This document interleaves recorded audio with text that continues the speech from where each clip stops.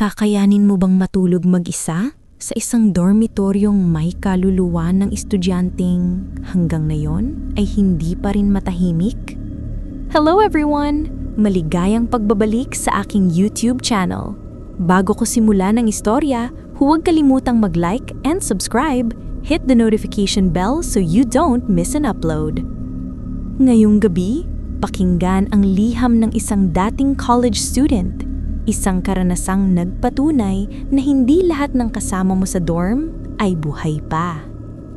Ihanda mo ang sarili mo. Ito ang kwento ni Marlene.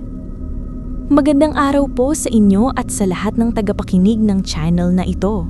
Ako po pala si Marlene at ang karanasan kong ito ay nangyari noong ako'y college pa lamang at nakatira sa dormitoryo ng school.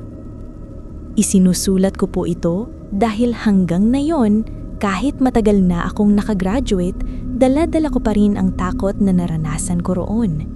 Hindi po ito kwentong narinig ko lang. Ako mismo ang nakaranas, gabi-gabi, hanggang sa puntong kinakailangan kong umalis kahit wala akong malilipatan. Female dormitoryo po ang tinirhan ko. Luma na ang gusali, 4 na palapag, at karamihan sa amin ay working students. Sanay kami sa tahimik na gabi, sa tunog ng electric fan at sa mahihinang yabag ng dorm guard sa hallway. Akala ko noon, iyon na ang pinaka nakakatakot na parte, ang magpag-isa. Hindi ko alam na may mas tahimik pang bagay na nakatira roon. Nagsimula ang lahat sa tunog ng mga yabag tuwing madaling araw. Bandang 2:00, may maririnig akong naglalakad sa hallway sa tapat ng kwarta ko.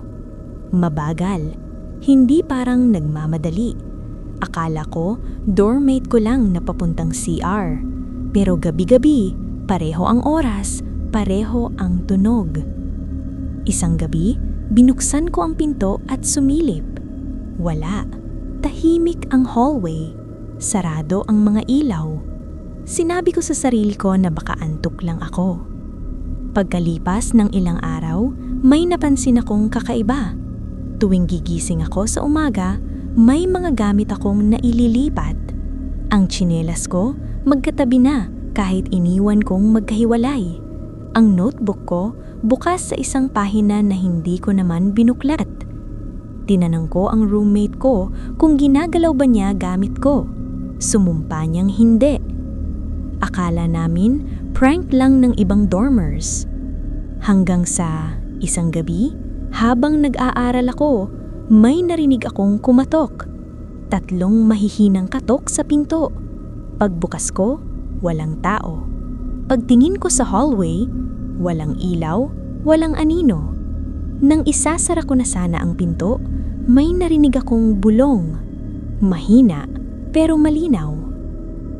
Pwede bang pumasok? Napaatras ako at agad kong sinara ang pinto. Hindi ako nakatulog buong gabi.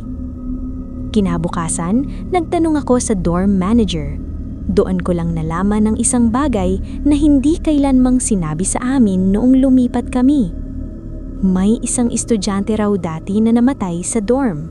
Mag-isa. Sa kwarto ko mismo. Hindi raw agad natagpuan. At mula noon, may mga estudyanteng nagrereklamo ng pare-parehong karanasan. Yabag sa hallway, katok sa pinto, at pakiramdam na may kasamang natutulog. Hindi ko na hinintay ang susunod na gabi. Umuwi ako sa amin kahit malayo. Kahit mahirap ang biyahe araw-araw, mas pinili ko yun kaysa bumalik sa dorm.